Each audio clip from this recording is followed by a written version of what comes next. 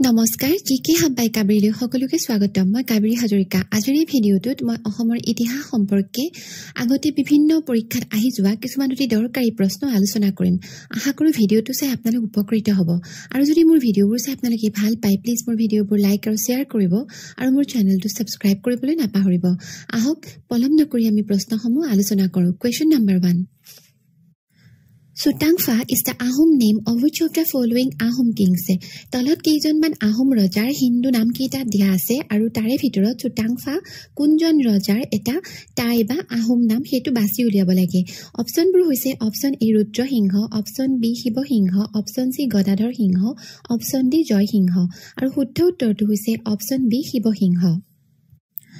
The Ahom name of King Shiva Singha is Sutangfa. He ruled from 1714 to 1744. He was the eldest son of Rudra Singha. Shiva Singha was the 31st Ahom king of Assam. Ahom ৰজা শিৱ সিংহৰ টাই আহোম নামটো হৈছে Sutangfa আৰু তেখেতে 1714 পৰা 1744 চনলৈকে ৰাজত্ব কৰিছিলে আৰু তেখেত ৰুদ্ৰ সিংহৰ ডাঙৰজন পুত্ৰ আছিল আৰু লগতে তেওঁ আছিল আহোমৰ 31 নম্বৰৰ ৰজা Next question. Who among the following was installed as the king of Ahom kingdom by the Burmese invaders in 1821? 1821 চনত মান আক্ৰমণকাৰীসকলে বা ব্ৰহ্মদেশৰ আক্ৰমণকাৰীসকলে তলত দিয়া কোনজন ব্যক্তিক আহোমৰ ৰাজ সিংহাসনত অধিষ্ঠিত কৰিছিলে অপচনবোৰ হৈছে option A Badan Chandra Borphukan option B Sutangfa option C Purandar Singha আৰু অপচন ডি যোগেশ্বৰ সিংহ আৰু শুদ্ধ উত্তৰটো হৈছে অপচন ডি যোগেশ্বৰ সিংহ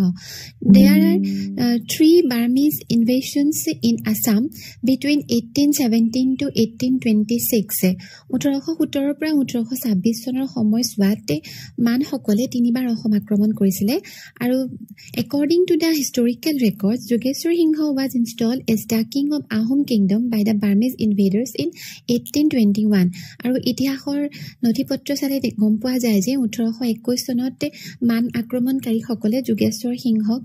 তেওঁলোকে আহোমৰ ৰাজপাটত অধিষ্ঠিত কৰিছিলে he was a puppet ruler আসলতে তেওঁ এজন পুতলা শাসনকাৰী আছিল মূল শাসনভাৰ আসলতে মানৰ হাততে আছিল next question in which of the following years the Panimua rebellion started for the first time তলত দিয়া কোনটো চনত পানিমুৱা ৰিবেলিয়ন প্ৰথমবাৰৰ বাবে আৰম্ভ হৈছিল অপচনবোৰ হৈছে option A 1769 option B 1783 option C 1805 option D 1620 আৰু শুদ্ধ উত্তৰটো হৈছে option A 1769 Moamoria rebellion is also known as Panimua rebellion Moamoria বিদ্ৰোহকে আসলতে পানিমুৱা বিদ্ৰোহ বা পানিমুৱা ৰিবেলিয়ন বুলি জনা যায় the first phase started in 1769 প্ৰথম ফেজটো প্ৰথম মুৱামৰীয়া বিদ্ৰোহ আৰম্ভ হৈছিল বা পানিমুৱা বিদ্ৰোহ আৰম্ভ হৈছিল 1769 চনত and the second phase started in 1783 আৰু দ্বিতীয়বাৰৰ বাবে পানিমুৱা ৰিবেলিয়ন বা মুৱামৰীয়া বিদ্ৰোহ 1783 চনত আৰম্ভ হৈছিল next question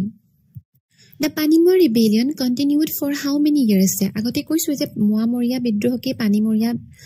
পানিমুৱা বিদ্ৰোহ বুলি কোৱা হয় আৰু এই পানিমুৱা বিদ্ৰোহ কিমান বছৰ ধৰি চলি আছিল অপচনবোৰ হৈছে option A 34 years option B 35 years option C 36 years option D 37 years আৰু শুদ্ধ উত্তৰটো হৈছে option C 36 years It continued up to 36 years. It started during the reign of Lakshmi Singha in 1769 and ended during the reign of Kamaleshwar Singha. এই মুৱামৰীয়া বিদ্ৰোহ বা পানিমুৱা বিদ্ৰোহ 36 বছৰ ধৰি চলি আছিল আৰু ই আৰম্ভ হৈছিল 1769 চনত লক্ষ্মী সিংহৰ দিনত আৰু শেষ হৈছিল কমলেশ্বৰ সিংহৰ দিনত Next question.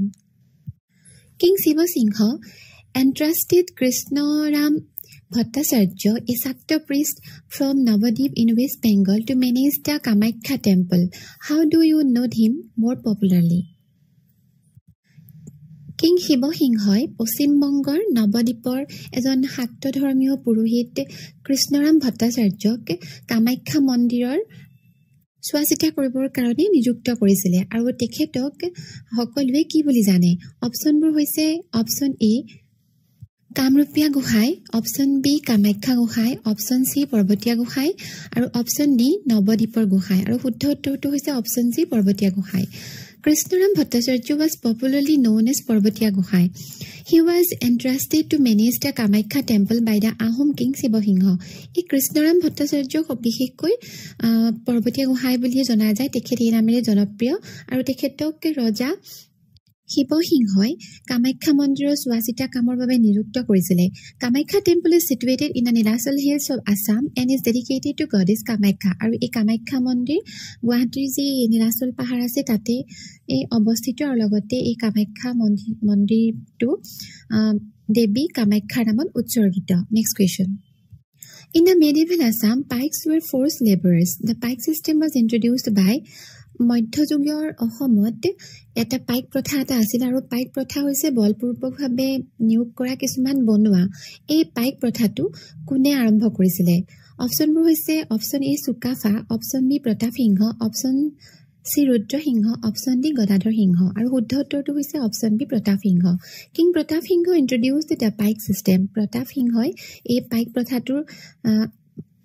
আৰম্ভণি কৰিছিলে না সিস্টেম was implemented by মোমাই তামুলী বৰবৰুৱা আৰু তেখেতৰ নেতৃত্বতে মোমাই তামুলী বৰবৰুৱাই এই পাইক প্ৰথাটো প্ৰৱৰ্তন কৰিছিলে আণ্ডাৰ কিং প্ৰতাপ সিংহ আৰু তেখেতক সুচেংফা বুলিও জনা যায় অৰ্থাৎ প্ৰতাপ সিংহৰ যিটো আহোম নাম সেইটো হৈছে সুচেংফা পাইক প্ৰথাৰ নিয়ম অনুসৰি আহোম ৰাজ্যৰ ৰাজবংশীয় লোক পুৰোহিত দা ডাঙৰীয়া আৰু তেওঁলোকৰ লগোৱা লিখচক বাদ দি 15 পৰা 50 বছৰৰ বয়সৰ সকলো পুৰুষে ৰণুৱা আৰু বনোৱা ৰূপত কাম কৰাটো বাধ্যতামূলক আছিল এই কাম কৰা লোকসকলে পাইক ৰূপে পৰিচিত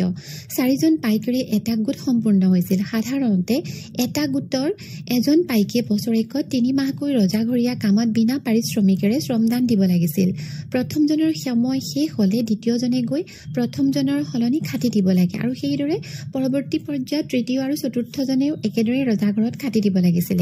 এনেদৰে খাটি দিয়াৰ বাবদ প্ৰতিজন পাইকে ৰজাঘৰৰ পৰা দুপুৰাকৈ মাটি বিনা খাজানাই ভোগ কৰিবলৈ পাইছিল কিন্তু পাইকসকলে সেই ভোগ কৰিবলৈ পোৱা মাটিৰ মালিকীস্বত্ব কেতিয়াও পোৱা নাছিল নেক্সট কোৱেশ্চন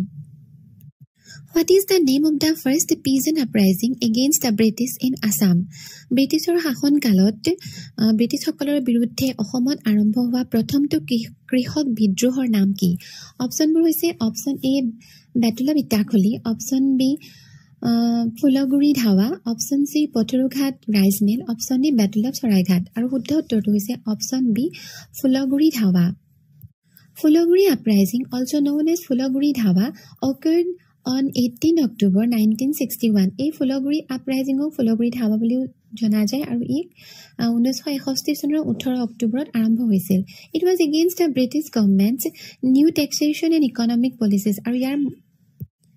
মূল কাৰণটো হৈছিল ব্ৰিটিছ সকলৰ যি নতুন ট্যাক্সেশন পলিসি বা ইকোনমিক পলিসি কৰ কাটল সম্পৰ্ক যিবোৰ অৰ্থনৈতিক নীতি তাৰ কাৰণে কৃষকসকলে বিদ্ৰোহ কৰিছিল next question In which year did the Pothurughat peasant uprising against tax policies of British take place in Assam? অসমত ব্ৰিটিছৰ বিৰুদ্ধে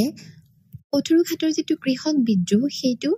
কিমান চনত আৰম্ভ হৈছিল আৰু এই বিদ্ৰোহ ব্ৰিটিছৰ যিটো ট্যাক্স পলিসি কৰ কাটল নীতি তাৰ কাৰণে আসলতে এই বিদ্ৰোহটো কৰা হৈছিল অপচনবোৰ হৈছে option A 1894 option B 1873 option C 1885 option D 1862 আৰু শুদ্ধ উত্তৰটো হৈছে option A 1894 it took place on 28 January 1894 in Pothuruঘাট of Dorong district of Assam বিদ্ৰোহটো অসমৰ দৰং জিলাৰ পথৰুঘাটত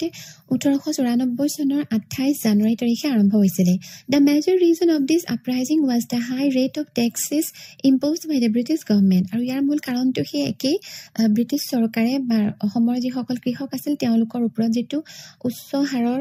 কৰ কাটল লগাইছিল ট্যাক্স লগাইছিল তাৰ কাৰণে বিদ্ৰোহ কৰা হৈছিল It is also known as Assam's Jallianwala Bagh আৰু ইয়াক অসমৰ জালিয়ানৱালা বাগ বুলিও জনা যায় পথৰুঘাটৰ ৰাইজ মিল বুলিও লগতে ইয়াক জনা যায় next question Sao Suhumung, also known as Dihingya Raja, was the first Ahom king to adopt a Hindu title. Sao Suhumung তেখেতক Dihingya Raja বুলিও কোৱা যায় আৰু তেওঁ হৈছে প্ৰথমজন আহোম ৰজা যিজনে এটা হিন্দু উপাধি গ্ৰহণ কৰিছিল আৰু তলত দিয়া উপাধিবোৰৰ ভিতৰত নামবোৰৰ ভিতৰত সেই নামটো কি হিন্দু নামটো কি অপচনবোৰ হৈছে অপচন এ স্বৰ্গনাৰায়ণ অপচন বি দুৰ্লভ নাৰায়ণ অপচন সি জয়ধ সিংহ অপচন ডি উদয়াদিত্য সিংহ আৰু শুদ্ধ উত্তৰটো হৈছে option A Swarganarayan Suhumung adopted a Hindu title Sorgonarayan and he ruled from 1497 to 1539. So মোক তেখেতক দিহিঙীয়া ৰজা বুলিও জনা যায় আৰু তেখেতে স্বৰ্গনাৰায়ণ নামৰ এটা হিন্দু উপাধি গ্ৰহণ কৰিছিলে আৰু তেখেতে 1497 পৰা 1539 চনলৈকে ৰাজত্ব কৰিছিলে next question Which of the following individuals, along with Dhananjay Buddhagohai and Jiuram Medhi, raised a revolt against the British occupation of Assam? তলত দিয়া ব্যক্তিসকলৰ কোনজন ব্যক্তিয়ে ধনঞ্জয় বুঢ়াগোহাঁই আৰু লগতে জিউৰাম মেধিৰ লগত লগ লাগি ব্ৰিটিছৰ বিৰুদ্ধে অসমত ব্ৰিটিছৰ শাসনৰ বিৰুদ্ধে এটা ৰিভল্ট অৰ্থাৎ বিদ্ৰোহ ঘোষণা কৰিছিলে অপচনবোৰ হৈছে option A Maniram Dewan option B Piyali Phukan option C Gomdhar Konwar option D Kushal Konwar আৰু শুদ্ধ উত্তৰটো হৈছে option C Gomdhar Konwar in 1828 Gomdhar Konwar along with Dhananjay Burhagohain and Jiuram Medhi raised a revolt against the British rule in Assam 1828 চনত গোমধৰ কোঁৱৰে ধনঞ্জয় বুঢ়াগোহাঁই আৰু জিউৰাম মেধিৰ লগত লগ লাগি অসমত ব্ৰিটিছৰ বিৰুদ্ধে এটা বিদ্ৰোহ ঘোষণা কৰিছিলে